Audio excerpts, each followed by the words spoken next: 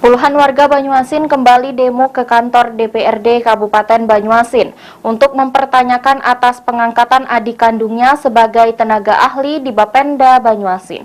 Perlu saudara-saudara ketahui bahwa per 3 bulan Kementerian Dalam Negeri mengevaluasi. Puluhan warga kembali menggeruduk gedung DPRD Banyuasin. Mereka mempertanyakan sikap anggota dewan atas kurangnya tindak lanjut dari aksi sebelumnya. Selain itu, kecaman juga ditunjukkan kepada PJ Bupati Banyuasin yang dianggap melakukan nepotisme dengan mengangkat adik kandungnya AF yang menjadi tenaga ahli di Bapenda Banyuasin. Dalam aksi tersebut, warga meminta komitmen DPRD Banyuasin untuk menjaga keberpihakan kepada masyarakat terkait situasi yang dianggap memiliki dua matahari di Kabupaten Banyuasin. Meski demikian, tidak satupun anggota dewan yang menemui warga terkait aksi tersebut.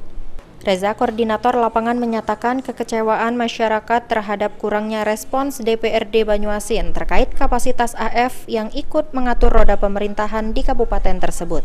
Meskipun sebelumnya ribuan warga telah melakukan aksi serupa, DPRD Banyuasin tidak memberikan jawaban yang memuaskan.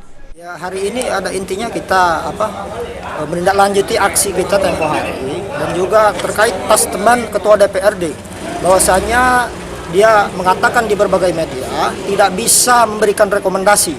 Nah, ini yang kita pertanyakan kepada DPRD. Alasannya apa? Mekanismenya apa? Apakah sudah ada rapat atau pleno? Apakah sudah dipanggil PJ Bupati? Apakah adik PJ Bupati sudah dipanggil? Apakah Bapenda sudah dipanggil? Kita hari ini menganggap bahwa statement yang disampaikan itu hanya statement yang sifatnya personal, bukan mewakili daripada kelembagaan DPRD Banyuasin. Ya, tadi sudah disampaikan oleh Bung Mukri bahwasanya begitu mudah untuk mendapatkan staf ahli itu.